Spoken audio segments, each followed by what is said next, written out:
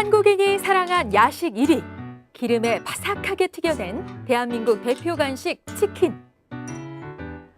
작년 한 해 한국인이 가장 많이 먹은 식품 1위, 부드럽고 쌉싸름한, 마시는 순간 속까지 시원해지는 맥주.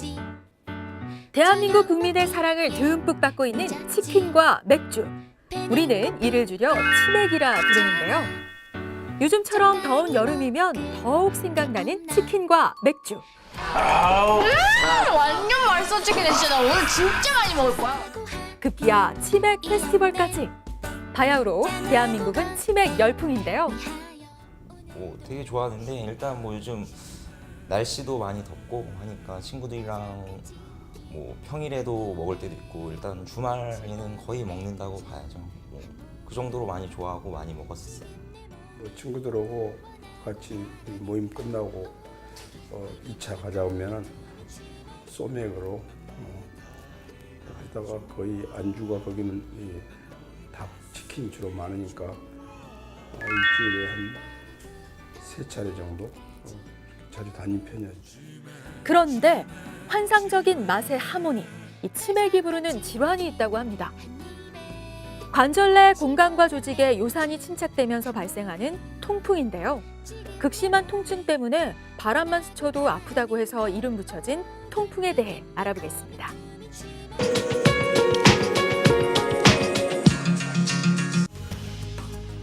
육식과 술을 많이 섭취하는 중년 남성에게서 많이 발병한다는 통풍.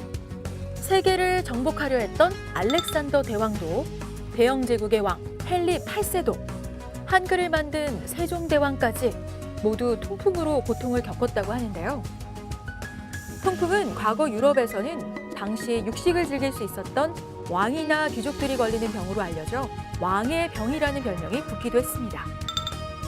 최근 고령화와 식습관의 변화로 통풍 환자들이 증가하고 있는데요. 극심한 통증 때문에 바람만 스쳐도 아프다고 해서 이름 붙여진 통풍. 통풍 환자들이 극심한 통증에서 벗어날 수 있도록 김재웅 한의사가 나섰습니다.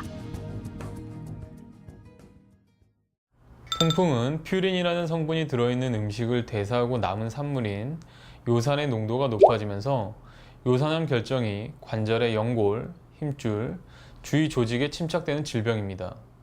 이러한 현상은 관절의 염증을 유발하여 극심한 통증을 동반하는 재발성 발작을 일으키며 요산염 결정에 의한 통풍 결절이 침착되면서 관절의 변형과 불구가 발생하게 됩니다. 통풍은 요산이 쌓여서 생기는 병이라고 볼 수 있는데요. 요산은 퓨린이라는 성분이 분해되는 과정에서 생기는 산물입니다. 이 요산이 혈액이나 체액, 관절액 등에는 요산염의 형태로 존재하게 됩니다. 요산을 신장에서 잘 걸러내지 못하는 요인도 있을 수 있고, 고요산혈증이 되는 데에는 대사장애의 원인이 되는 비만도 하나의 문제가 된다고 볼 수 있겠습니다. 통풍은 전체 환자들 가운데 남성이 90%를 차지할 정도로 대표적인 남성병인데요. 그중에서도 40대와 50대가 전체 환자의 절반가량을 차지하고 있습니다.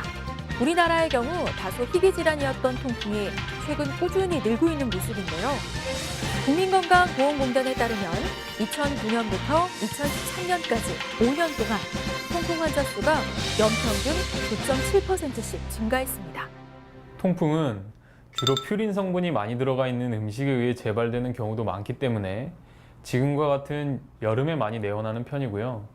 연령별로는 나이가 들수록 신장에서 요산 제거 능력이 떨어지기 때문에 고령의 환자분들에게 많이 나타나고, 여성의 경우 폐경기 이전까지는 여성 호르몬의 영향으로 요산 제거 능력이 유지되어 잘 생기지 않는 편이지만 최근에는 급격하게 살이 찌는 등 대사장애의 영향으로 인해서 젊은 층에서도 많이 생겨나고 있습니다.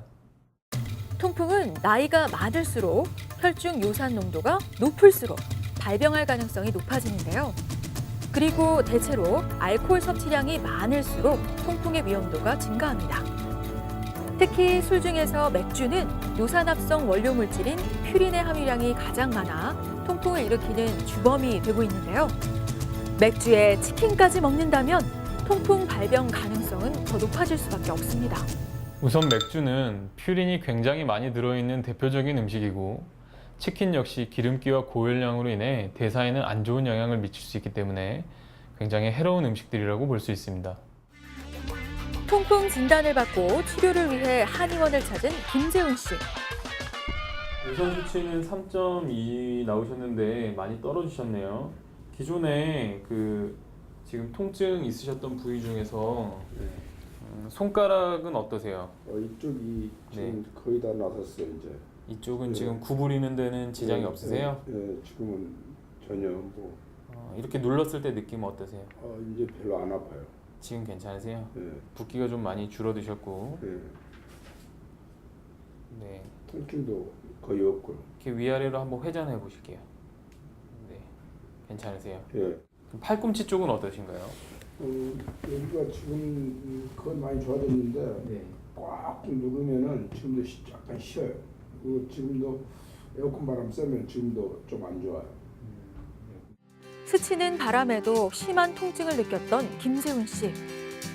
통풍으로 인한 통증 때문에 많은 고생을 했었는데요. 꾸준한 치료를 통해 통증도 적어지고 상태가 많이 호전됐습니다. 손가락하고 어깨가 좀 붓고 좀 찬 공기라든지 에어컨 선풍기 바람을 쏘이면은 굉장히 시리고 주무르지 않으면은 굉장히 아프고 쑤시고 그랬습니다. 약 한 3개월 정도 치료했는데 많이 지금은 호전된 편이죠. 팔꿈치와 손가락 쪽으로 통풍 증세가 나타나신 분이었는데요. 10여 년 전에 통풍이 한번 나타난 이후에 손가락과 팔꿈치를 일상생활을 하기 어려울 정도로 통증을 느끼셔서 처음 치료 후에 약 3개월 정도 경과가 되었고, 지금은 손가락 쪽에는 통증이 전혀 없으시고 팔꿈치 쪽에 미세한 통증이 남아 있습니다. 혈중 요산 수치가 높은데도 통풍의 증상이 아예 없는 분도 있지만, 대개는 관절 사이사이에 빈 공간에 요산이 쌓여 심한 통증을 겪게 됩니다. 대개 처음에는 하나의 관절을 침범하는 것으로 시작하지만 나중에는 여러 관절을 동시에 침범하게 되고, 특히 엄지발가락 쪽에 증상이 잘 나타나는 편이지만 여타의 관절 어디에서나 나타날 수 있습니다. 통풍의 4단계 자연적 경과에 대해서 말씀드리겠습니다. 첫 번째로 무증상 고요산 혈증기는 혈청 요산의 농도는 증가되어 있지만 관절염 증상, 통풍 결절, 요산, 콩팥 돌증 등의 증상은 아직 나타나지 않은 상태이며, 고요산 혈증이 있는 대다수의 사람들은 평생 동안 증상이 없이 지내게도 됩니다. 두 번째로 급성 통풍성 관절염 단계에서는 대개 최소한 20년 동안 지속되는 고요산 혈증이 지난 후에 첫 번째 통풍 발작이 나타나거나 콩팥 돌증이 발생하게 됩니다. 통풍의 가장 특징적인 증상은 매우 고통스러운 관절염의 급성 발작인데요. 첫 번째 발작은 보통 하나의 관절을 침범하며 전신 증상은 없는 편이지만, 그 후에 발생하는 발작들은 여러 관절을 동시에 침범하게 되고 열을 동반하게 됩니다. 엄지발가락이 가장 흔하게 침범되는 관절이며, 그 외에도 사지관절 어디나 침범이 가능합니다. 세 번째로 간헐기 통풍 단계인데요. 간헐기 통풍은 통풍 발작 사이에 증상이 없는 기간을 말합니다. 일부 환자들에서는 발작이 다시 나타나지 않지만 대부분의 환자들은 6개월에서 2년 사이에 두 번째 발작을 경험하게 되고요. 통풍 발작의 빈도는 치료를 받지 않는 환자의 경우 시간이 갈수록 증가하게 됩니다. 나중에는 발작이 급성으로 나타나기보다는 서서히 나타나게 되고 여러 관절을 침범하며 더 심하고 더 오래 지속되는 경험을 보이게 됩니다.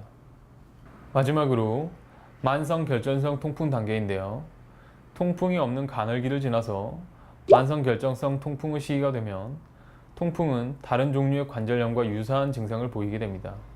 통풍 결절 형성과 통풍 발작은 고요산 혈증의 정도와 기간에 비례해서 증가하게 되고요.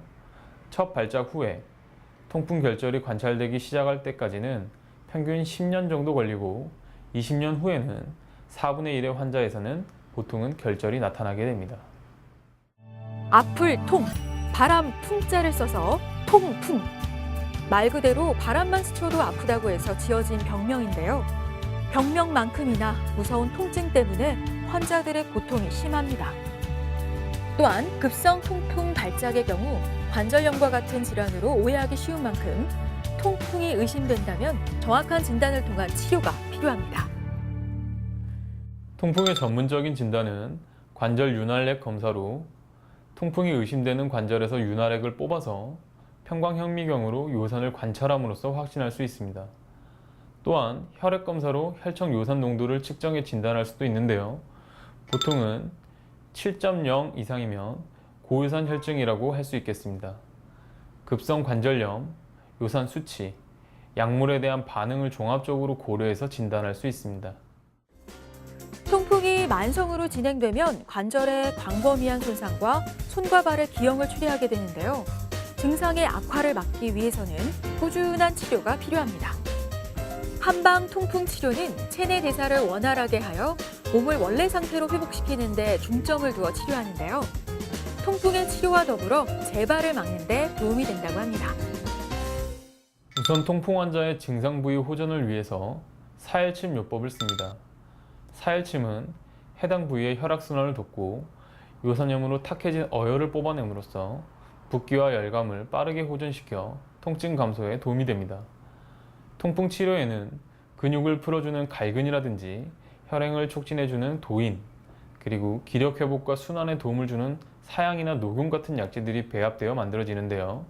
이 모든 약재들은 관절과 근육을 풀어주고 혈액순환을 개선해서 요산 찌꺼기를 체외로 배출케 하는 효과가 있습니다. 통풍은 절반 이상의 환자에게서 1년 이내 통풍 발작이 재발하고 아무런 치료를 받지 않으면 만성 결절성 통풍으로 진행될 수 있어 조기 치료가 중요한데요. 처음 통풍이 발병했을 당시 그 통증이 심하지 않다고 하더라도 치료하지 않으면 차차 관절의 지속적인 뻣뻣함과 시큰거림 등이 생기고 더 많은 관절을 침범하여 증상이 나타날 수 있고요. 재발 주기도 점점 짧아지고 통증의 강도도 더욱 높아질 수 있습니다. 통풍은 꾸준히 관리하거나 치료하지 않고 방치하면 또 다른 합병증을 유발할 수 있다고 합니다. 특히 통풍은 고혈압이나 고지혈증, 비만 같은 대사증후군과 밀접한 관련이 있는데요. 국내에서는 통풍 환자의 44%가 대사증후군을 동반한다는 보고가 있을 정도로 높은 연관성을 나타내고 있습니다. 우선 통풍이 발병한 관절에 무리하게 손상이 오기 시작하면 관절의 변형, 나아가서는 기형이 생길 수 있고요. 혈중 요산으로 인해 콩팥에 돌이 생기기 시작하면 콩팥 산통이라는 옆구리 통증이 생기기도 합니다. 통풍 치료 후 몇 달째 통증이나 특별한 증상이 없어 통풍의 통증에서 벗어난 김윤환 씨. 잠은 좀 푹 주무시는 편이세요?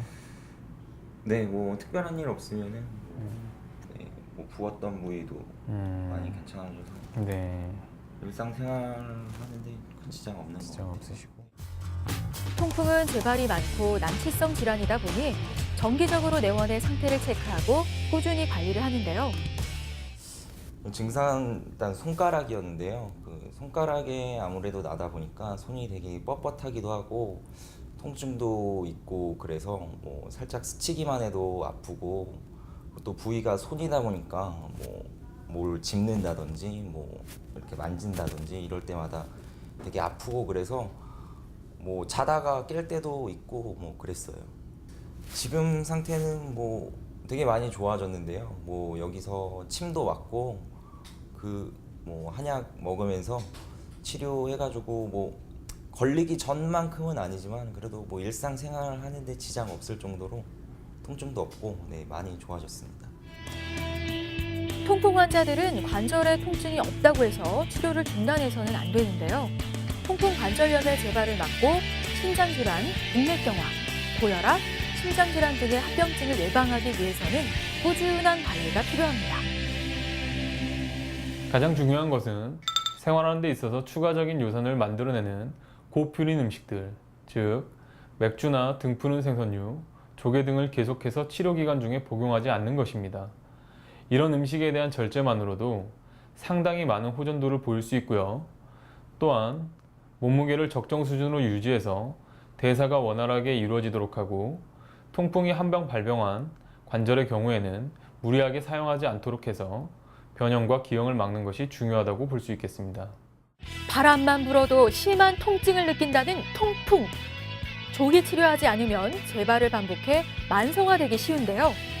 만성화되면 통증은 물론 손과 발의 기형까지 초래하는 만큼 평소 과도한 음주와 육식 위주의 식생활을 해왔다면 지금부터라도 주의하셔야겠습니다.